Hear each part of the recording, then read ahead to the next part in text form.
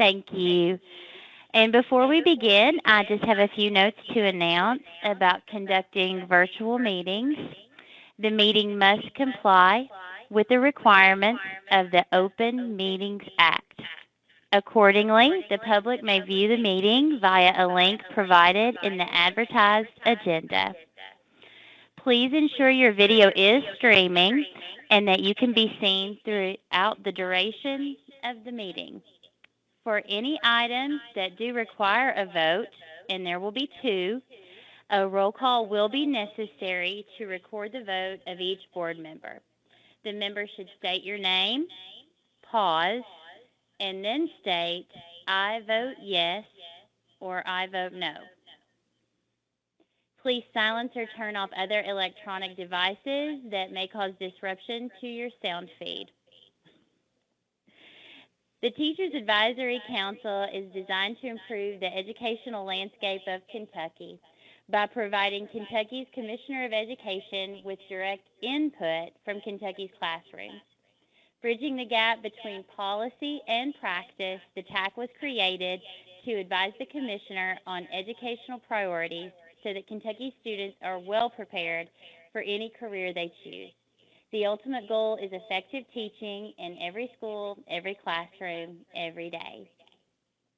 This special committee's purpose is to review applications for the 2025-2026 non-voting teacher member of the KBE and recommend 3 candidates to the KBE.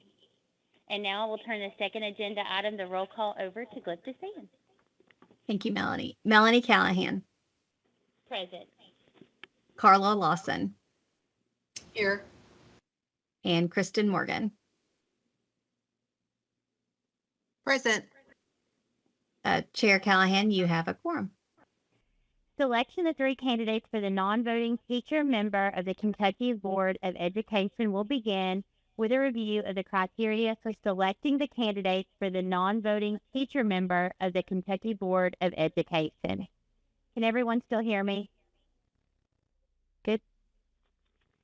To be selected as the teacher member, the applicant must be enrolled on a full-time basis by a Kentucky Public School District in a position for which Education Professional Standards Board, the EPSB, certification is required, not in an administrative role, and must reside in Kentucky's 3rd Congressional District. So now it is time to review and discuss the applications for the non-voting teacher member of the Kentucky Board of Education. Committee members were asked to review the candidates prior to the meeting. Therefore, a good starting place for each member is to identify their top 3 candidates in rank order for consideration and discussion. Please remember, we must not refer to any candidate by name. Please use only the application numbers and do not share any confidential information. At this time, we can begin review and discussion.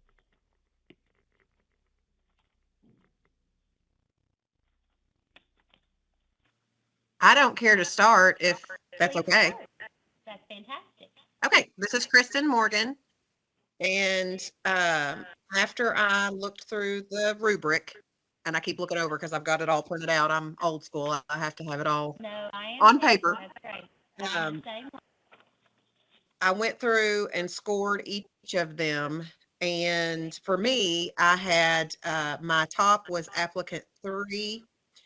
The next below was applicant 2. And then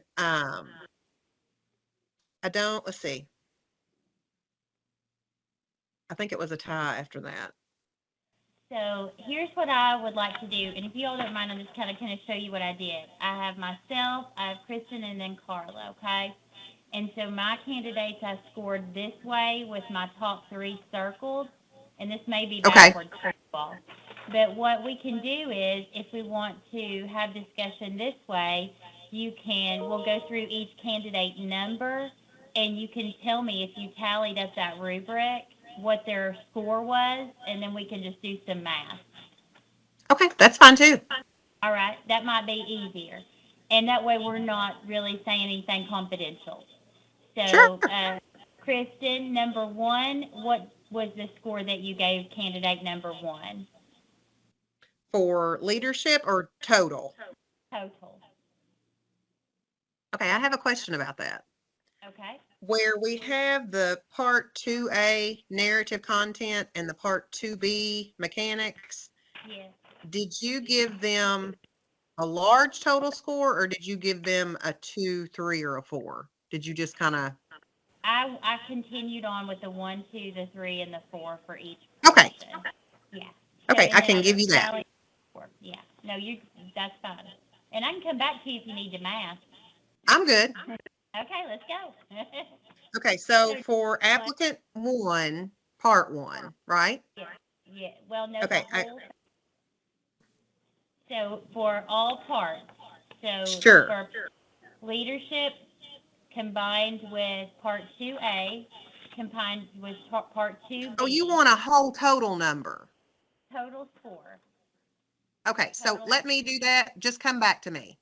That's fine. That's great. For numbers 1 through 5, if you don't care. Candidates 1 through 5. Carla, do you have your tallies by any chance? I do. All right. Whenever So for applicant 1, I have a total score of 20. Okay. For applicant 2, I have a total score of 31. Okay. For applicant 3, I had 21. Okay. Applicant 4, I had 25. Okay. And applicant 5, I had total 23. So then what we can do is once all total scores are put together, we can add these up, discuss where we are, and see which one comes out to be our top, second, and then third. Because we need 3 candidates.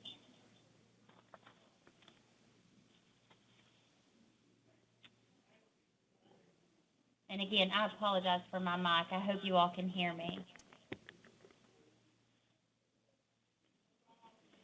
Do you have anything, Carla, that you'd like to comment on any of your candidates at this time?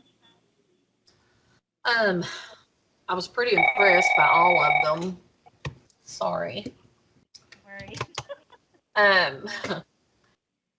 felt like a lot of them brought a lot of things to the table. I typically scored them, I felt like as a whole, I am so sorry.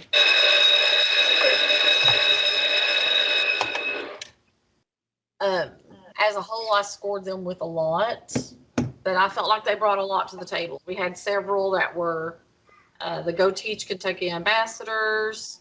Some were, just different leadership roles that I felt brought a lot to the table. So honestly, I felt like any of them would be a good candidate. So there was just a couple things that I thought that had maybe just a little bit above the others. That's why some, got the little bit higher score, but I felt like all of them would be well qualified to serve. So that was a good feeling. I felt the same, and then I also thought that it was good as far as the rubric was concerned, that we had places where if they did have an extra feather in their cap or an attribute that we felt like was outstanding, we could sort of give them some merit points. Also, when we were scoring each portion of their application. So, Kristen, you ready? I am. All right, let's go. If I did this correct, now listen, I'm a language arts teacher, not a math teacher. What is the total? Like how high is it 31?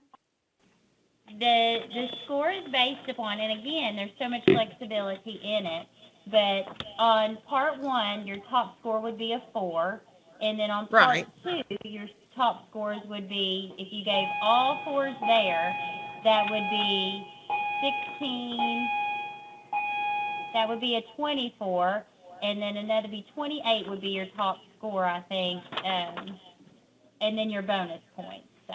So 31 is as high as it can go. 31 is as high as it'll go. Okay, so are you ready? Ready. Okay, so for applicant 1, I said 23. Okay. And applicant 2, I said 31. Okay. And applicant 3, I said 31. Okay. And then applicant 4, I said 24. Okay. And applicant 5, I said 25. Okay, so what I'm going to do then is just math a little bit myself and see where we fell. I think that we're going to be, based upon what you all have just shared with me, it looks like our top candidate is going to be candidate 2 because we all gave them the highest score. So that's true for everyone. So I feel like they're definitely, without fail, going to have the high score.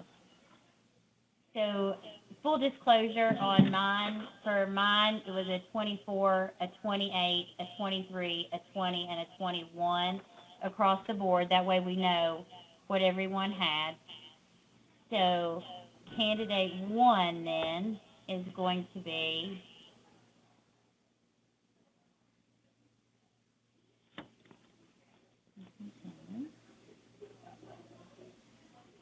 give me just 1 second and I will math. Candidate 3, and I'll share all these with you all in just 1 second.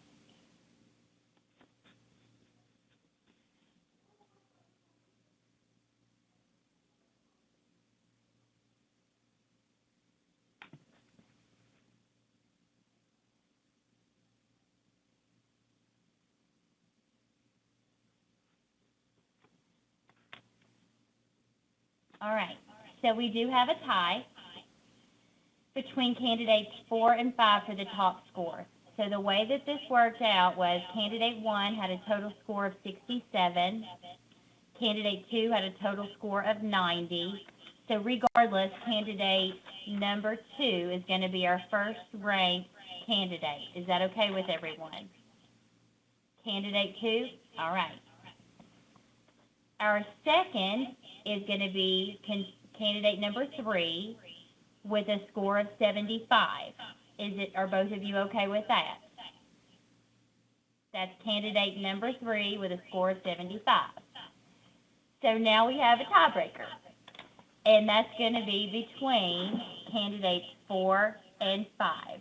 So you need to go back to your rubric let's break that tie, and we'll have our top 3.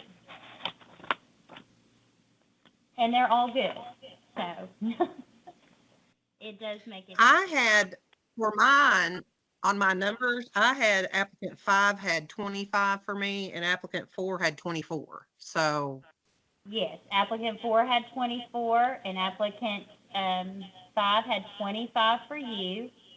For me, I had 20 and 21 on my applicant 5 was higher there. So Carla, you had a 25 on 4 and a 23 on 5. So thoughts and opinions.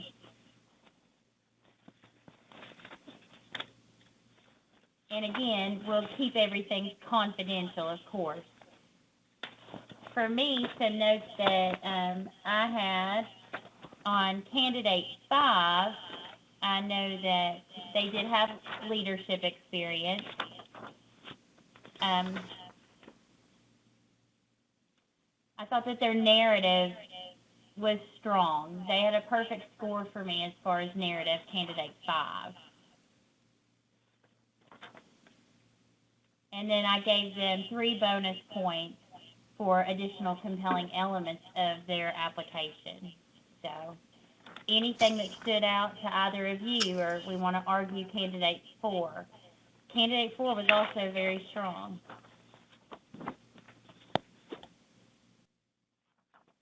I think I felt like candidate 4 for me was a little bit stronger. The Purple Star liaison, I thought that's a lot of collaboration, being able to bring people together, that kind of thing. So for me, I thought that kind of pushed for me number 4 a little bit above 5. But they were real close, 23 and 25. The Purple Star was compelling, that's for sure. I thought that was important too. I also thought, kind of on the flip side, I thought that if we're looking at the leadership part, Yeah. I thought that 5 just had a hair more educational leadership than 4. Yeah,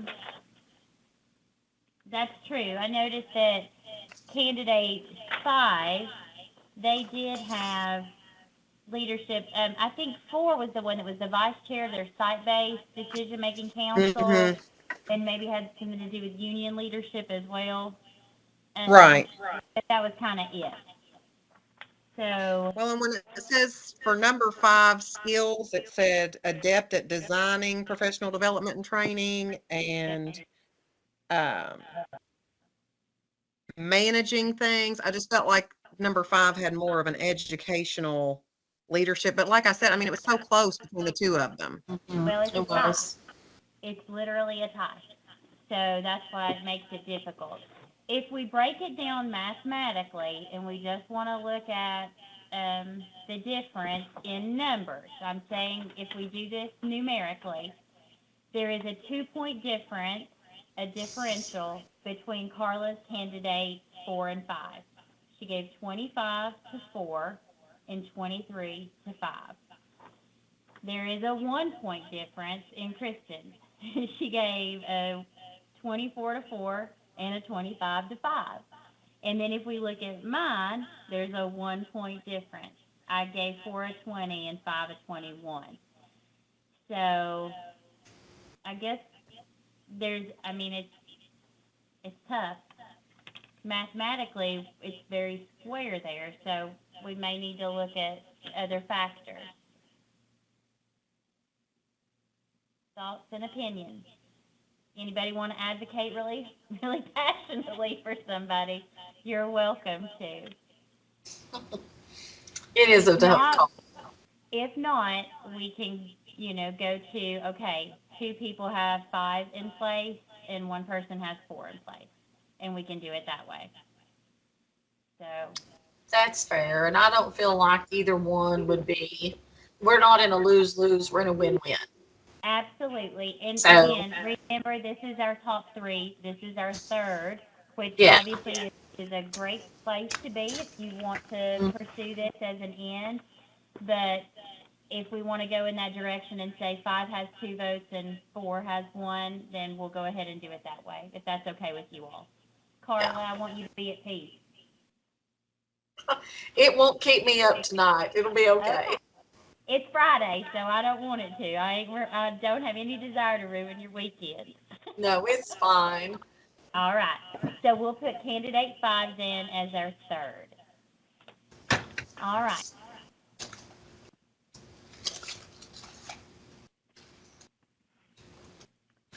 Now it is time to approve the recommendation of candidates for the non-voting teacher member of the Kentucky Board of Education.